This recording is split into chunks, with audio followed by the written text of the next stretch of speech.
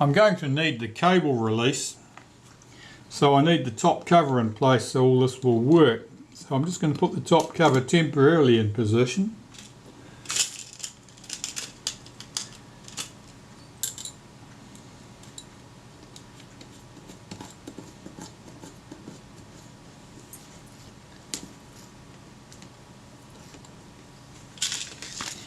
This is so I can use the cable release. The cable release I've got has got a lock position so that when it's depressed it'll stay, the shutter will stay open for me, which is essential because we'll be measuring through the open shutter. Okay, check that the shutter's set to the B position. And check that the B position works, I suppose. Yeah, it does. Okay, open the back of the camera. Now you could measure to a piece of film across in here. The pressure plate would hold the film down. You're measuring to the lens mount to film plane distance. I've got an old pressure plate here which gives me a nice flat hard surface, and I've machined out 4 pockets here so that although this locates nicely in here and won't fall out, it's resting on the film rails. It's not resting on those 4 pockets which sit higher. So I'll put that on there, shut the camera back, cock the shutter, fit my locking cable release. Now we can't measure it with just the shutter cock because that's the mirror in that hole, that's not the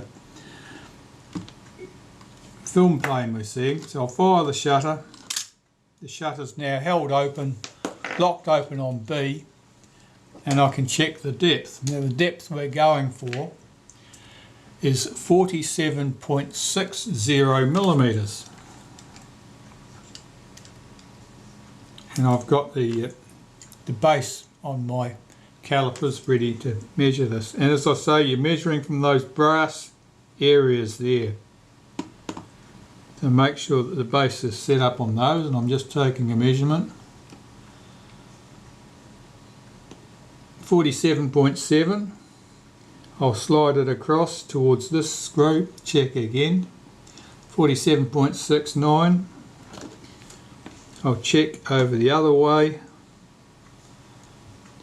47.68, and over this way 47.69. So we've got a lot more distance between the film plane and the lens mount than we want. So I'm going to tighten the screws. I'm going to give them a good quarter turn each and see how that starts us. That one seems pretty tight at that position.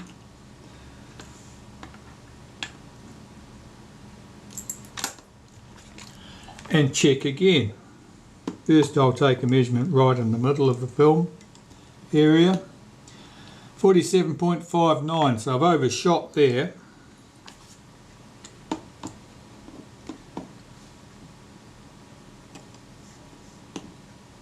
$47.60, so that's right on the money. 47.61.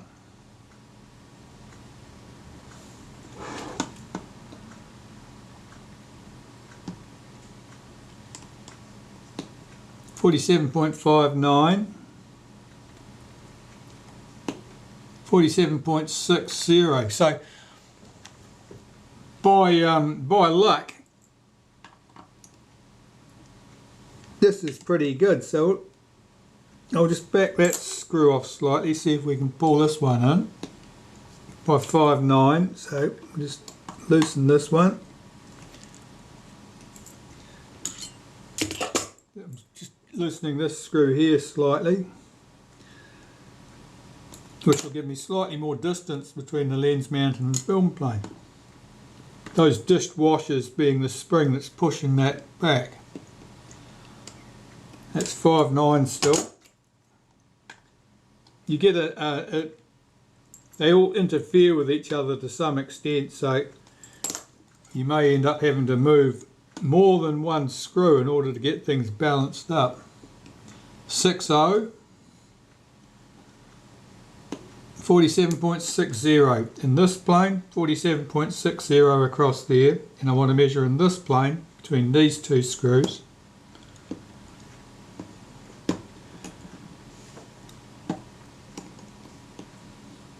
Five nine, hang on, no 60. Going to make sure on those brass rails 5/9. That looks like I'm low at this point.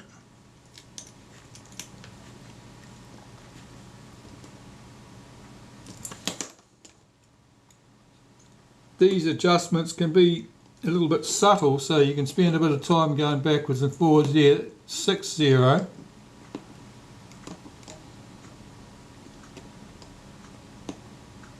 5/9.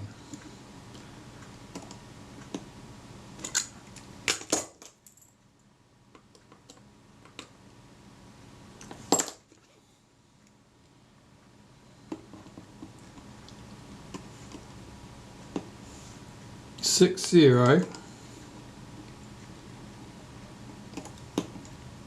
zero.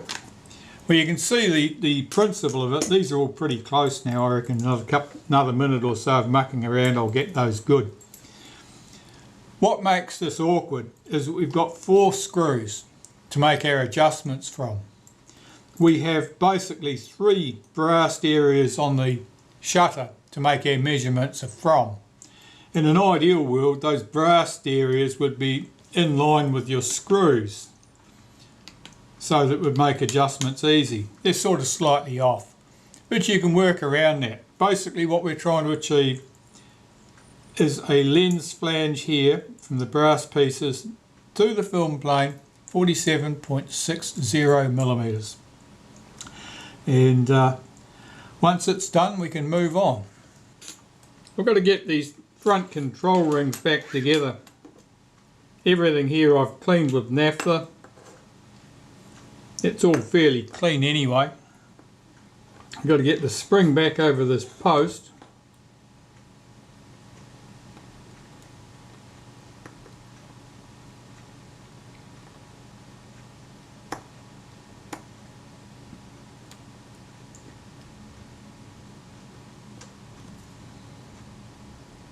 Yep, looks like I've done it.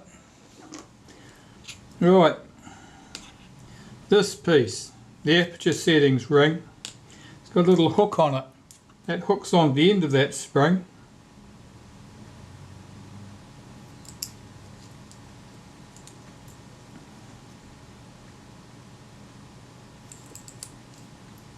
Stretch that out slightly, and the tab here drops through the slot, and that's all good.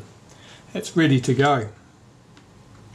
This piece, the brass piece, this has got this little wheel on it which couples the 2 rings together, the front ring with its notches there and the shutter speed ring here with its notches. And what that does is it means that they counter rotate. So I'm just giving this a light wipe with some molybdenum paste. You could use just about anything else. Top and bottom edges, inside and outside. I'm not putting much on there, it doesn't need much. Taking this piece, there's a notch in here. If you can see it, yeah you can, that notch. That's where you get it over that pinion. Drop that in place. This needs to sit right there. I'll get that around.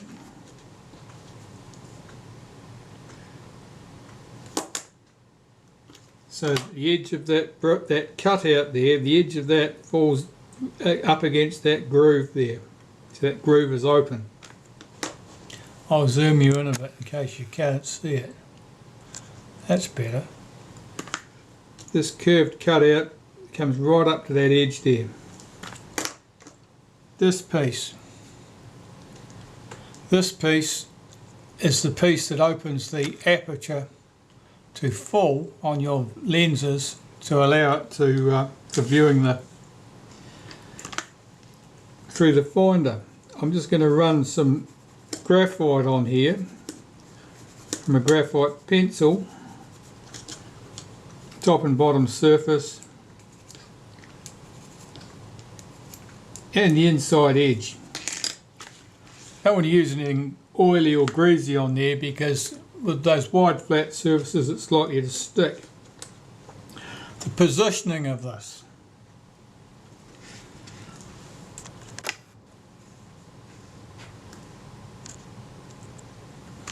Right, so that should be positioned. Get this right.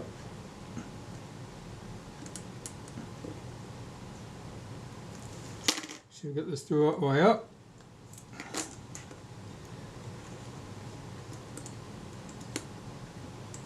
This case, it's almost right at the end of that slot by the looks of it.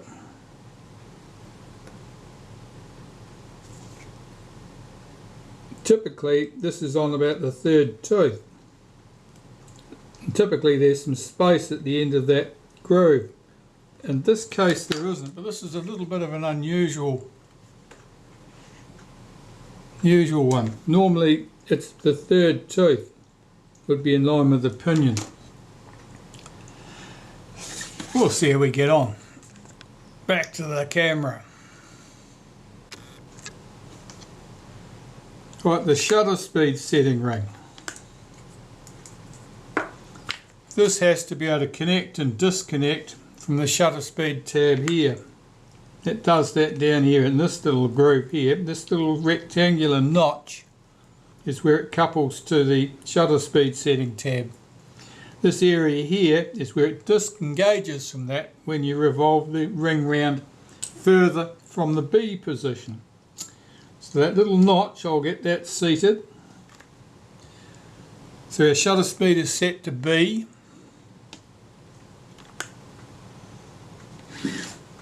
This piece I have to lift up without disturbing anything, so that that notch here is correctly aligned, and I've got to lift this whole thing in here, get it seated on the shutter so the pinion drops in the hole and nothing gets disturbed. That's the idea, and sometimes you can even achieve it. Now in this case we've got a little extra screw here that makes it awkward to get that thing seated. It looks like that just dropped into place.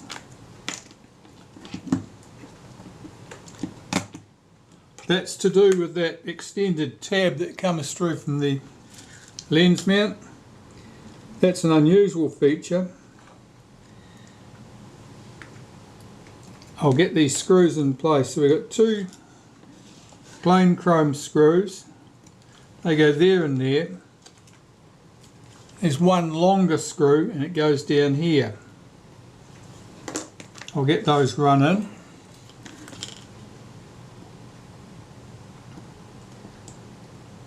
All of my dials and gears I think fell into alignment properly. I'll get these screws done up lightly. Now all of this has been done very carefully without disturbing the wheel down here, so not disturbing the settings of the meter at all. I'm just looking at this to see if it's looked like it's sitting right, and I don't think it is. That front ring here, I can see a gap under it, so I don't think that's right, so I'm going to do that again. Something is not seated all the way. I might be able to wriggle it in and get it to connect. Yeah, that felt fairly positive. Basically it means that a tooth is not dropped into the slot on one of the gears. Let me look at that again. I think that's it. I'll try cocking the shutter.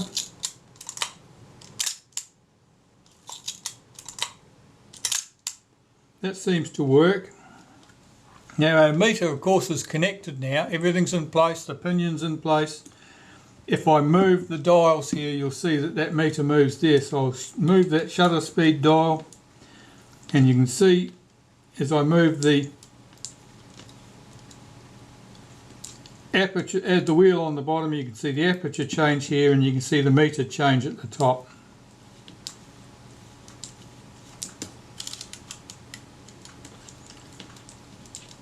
And mostly what I'm concerned with here is making sure that I've got full movement on my dials. That it'll move all the way from a 500th at F22 right round to the B position, and at the B position you can choose all the apertures.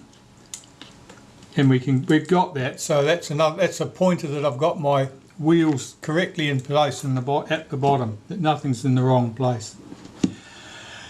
Okay.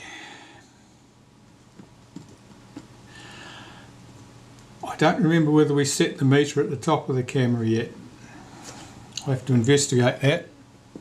I've done two similar cameras one after another, so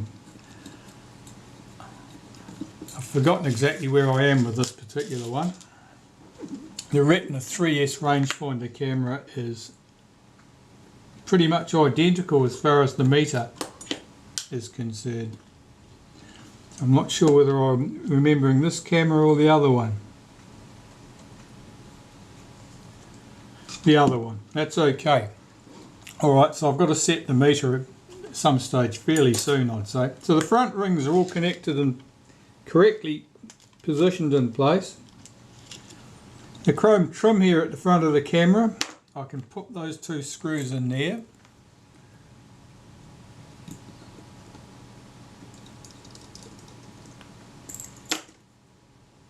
Sometimes they can be a bit of a wriggle to get into place because the chrome trim might not line up particularly well with those screw holes. That's gone smoothly enough. So we've got the front back on the camera, that's all correctly in position. The meter is installed, but I haven't locked the cord to the drum at the top of the camera yet. The prism and finder assembly needs to be cleaned and checked, and the top cover, I've got to deal with this top cover. Now you can see that this window here is distorted, it's not flat. Well, there's a reason it's not flat. You'll notice that this ring, that isn't circular, that's vaguely egg-shaped. It's been thumped in at this side, and because it's squeezed in at that side, that's forced this plastic disc up.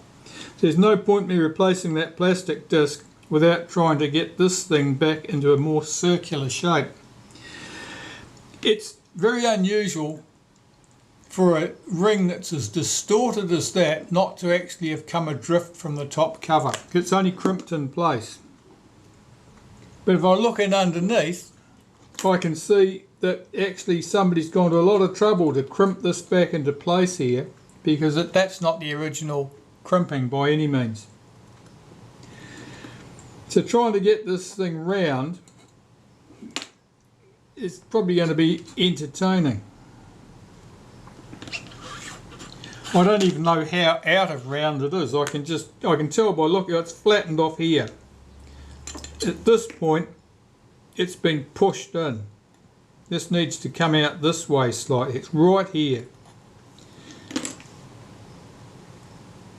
I don't really see a sharp dent on it, so it probably means it was dropped onto a vinyl covered floor or something, or wood, something like that. It wasn't dropped onto the concrete, that would have left a big scar, so it's most likely dropped onto a softer surface. So I'm going to have to knock that window out because it needs replaced anyway, but I've got to try and get this thing round. That's panel beater work really. The chances of getting that back into shape without it coming adrift of the top cover are not good.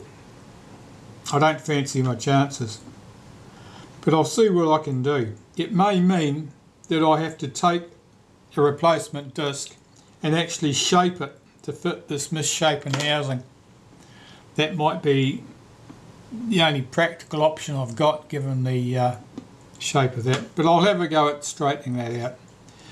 That's a nuisance. But at least the camera body is in a fit state to use. I'm pleased about that. Okay, top cover. Let's take the window out.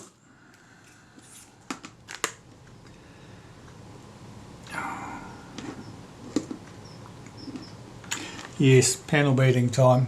Back when I've made an effort. Well, as expected, as soon as I started trying to manipulate the shape of that top ring, it came off the camera and I had to straighten it up as much as I could and then stake it back into place. You can see I've got a new meter window on the top. That's polycarbonate. That one should last fairly well. The meter needle reading window there popped out of place. That unfortunately is extremely usual. Any disturbance round here tends to pop that out of place. It's pushed back in now, it's there quite firmly. I'll put a spot of adhesive at each end to make sure that that doesn't want to drop out again. Not that it's got really anywhere to fall once it's back on top of the camera. That's pretty much sitting on top of the meter, it can't really go anywhere. I've cleaned the eyepiece at the back there, so that top cover is pretty much ready to go back on the camera. And I'll put it back on there at the moment temporarily. I've got to set my meter up, of course. I suppose I should do that next. That's always entertaining. Now the meter cord is correctly routed round the drum here at the top, but it's not locked into the grooves. So I'll set this where I want it to be and go and check that on my light source, get it arranged so that the shutter speed and aperture are appropriate, that the follower needle is directly over the white meter needle at the appropriate light level, and I'll do that by turning the drum because the drum's not fixed to the cord. And once I've got that correctly in place, then I've got to go through the business of getting that cord connected to the drum, which is always a little bit entertaining. So I've got that set so that at a known light level, at a known film speed, I know what the aperture and shutter speed should be, and I can do that on my calibrated light source, but you only need to match this to a known good light meter or even the Sunny 16 rule. So I've got that set. I know that the drum is now set correctly to the cord, but I haven't locked it in place. Now the setting notches are actually round here somewhere. Of course I can't see those directly, so I'm going to have to rotate this so I can get that in an area where I can get it connected. So I'm putting a mark across the back of that cord and across the drum, so that as I turn it I can be sure that the cord hasn't moved relative to the drum. In other words, it's stayed where I've left it. Now I'll just rotate the wheel to rotate at the bottom of the camera, to rotate the drum round till I can see the notches.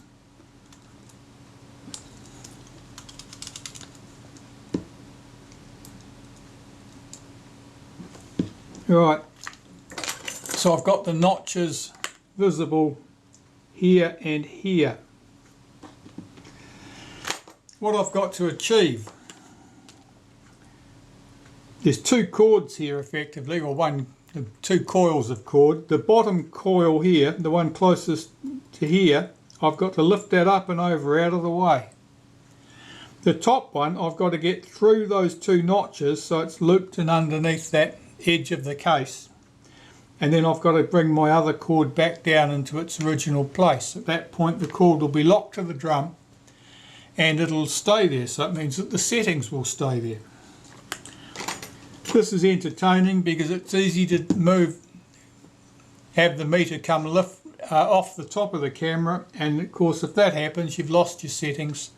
You probably have to take the front off the camera, put all your cord back and all the associated fun and games.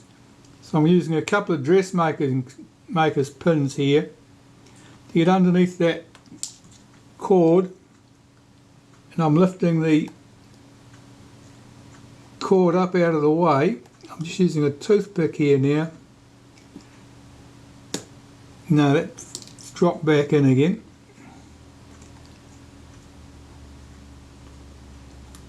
What I need to do is push that cord back up out of the way.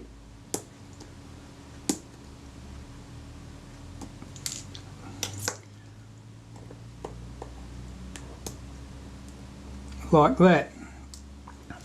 So now the upper cord is sitting here exposed. I've got to get this cord down under that notch, under here and back up. Of course it doesn't want to go and it's tight. But can it be done? Of course it can be done.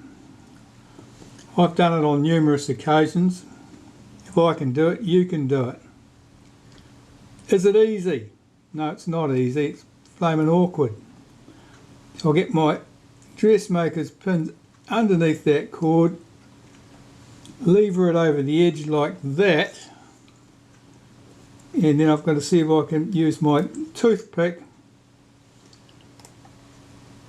to encourage that cord into those notches. Now I'm using wooden toothpick rather than a screwdriver because I don't want to cut the cord. I just want to push it into place. Now the cord's pretty tough. Yeah, I've done it. But the end of a screwdriver could cut through the cord. Now I've got to bring this cord that we pushed out of the way, got to get that back seated in position in its groove below the other one. And there it is, it's done. So now the meter is correctly coupled. The setting will stay where we left it. I don't know whether the selenium cell's any good.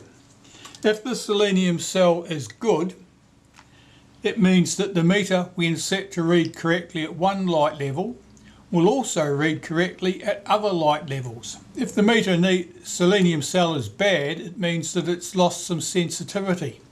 You can set it so that the meter reads correctly at one light level, but as you go up or down the light levels, you'll find that the meter reads increasingly out.